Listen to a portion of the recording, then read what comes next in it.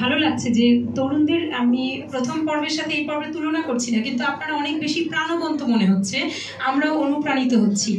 একটি বিষয় আমি বলি, টাইম ব্যাংক নামে আপনারা জানেন কিনা একটি বিষয় আছে যে সুইজারল্যান্ডে যেমন হয়। আমরা আপনারা যেমন আপনি বললেন যে কিভাবে আমি জানাবো ছাত্রদের, যেমন তাদের উদ্দেশ্যে আমি মনে করি পড়ালেখার পাশাপাশি একটু বলেন না, যেমন এতগুলো ইয়ুথ ক্লাব আছে, প্রত্যেকে যদি যার যার জায়গা থেকে সঠিক দায়িত্ব পালন করি আমরা, তাহলে কিন্তু প্রচুর অর্গানাইজেশন, হাজারে হাজারে অর্গানাইজেশন এখন আছে, এত অবাধ তথ্য, তারপরেও মানে আপনার কি মনে হয় যে কেউ জানবে না? একেবারে দুর্গম পাহাড়ি এলাকা থেকে শুরু করে সমস্ত জায়গায় চলে যাচ্ছে মানুষ। আসলে আপনার আগ্রহটা আছে কিনা, এইটা একটা। আর ছাত্র হিসেবে আপনি যদি কিছুই না করেন, ভাই একটা দারুণ কথা বললো যে অর্থনৈতিক আয়ের কথাও যদি আপনি ভাবেন যে আপনি এটা করতে পারেন। টাইম, আপনি যদি ব্যাংকে আমরা টাকা রাখি শুধু জানি, কিন্তু আমি যেহেতু কেয়ার গিভিং নিয়ে কাজ করি, এইটা নিয়ে বলি, আপনি অবশ্যই একদিন বার্ধক্যে যাবেন, এটা তো চরম সত্য। ওই বার্ধক্যে আপনার ছেলে মেয়ে নাও থাকতে পারে, আপনার টাকা পয়সা নাও থাকতে পারে, তাহলে আপনি যখন ভালনারেবল হবেন আপনাকে কে কেয়ারটা করবে? সরকার এই দায়িত্ব নিল না, তাহলে কি হবে?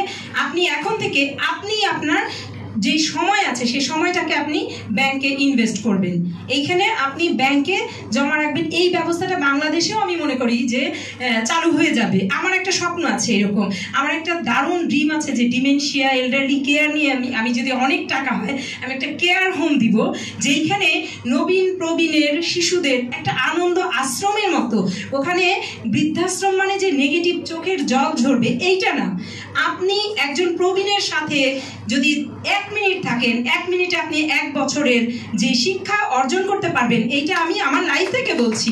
কারণ একজন সারা জীবনের আদর্শ শিক্ষক, সে আজকে স্ট্রোকে প্যারালাইজড হয়ে, ওই মানুষটা তার 1 গ্লাস পানি খাওয়ার মানে তার সামর্থ্য নেই, তাকে আপনি 1 গ্লাস পানি এগিয়ে দিচ্ছেন, তার বিনিময়ে তার পাশ থেকে তার যে অভিজ্ঞতা নিচ্ছেন আপনি, এটা তো অনেক বড় বিদ্যালয়।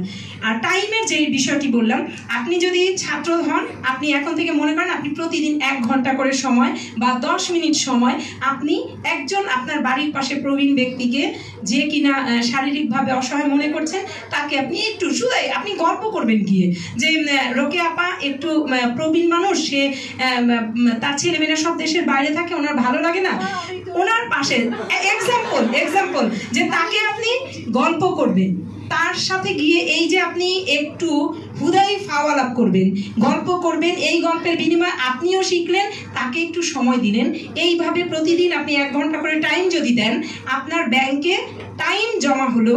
আপনার বার্ধক্যে গিয়ে কোনো ছাত্ররা আবার আপনি কত হাজার টাইম দিয়েছেন সেই টাইমটা আপনাকে আবার ফেরত দিবে সেবা দিয়ে। তার মানে এই ধরনের চিন্তাও কিন্তু আপনারা করতে পারেন। এইভাবে করে অনেক কিছু তৈরি হচ্ছে, ভালো কিছু অবশ্যই হবে।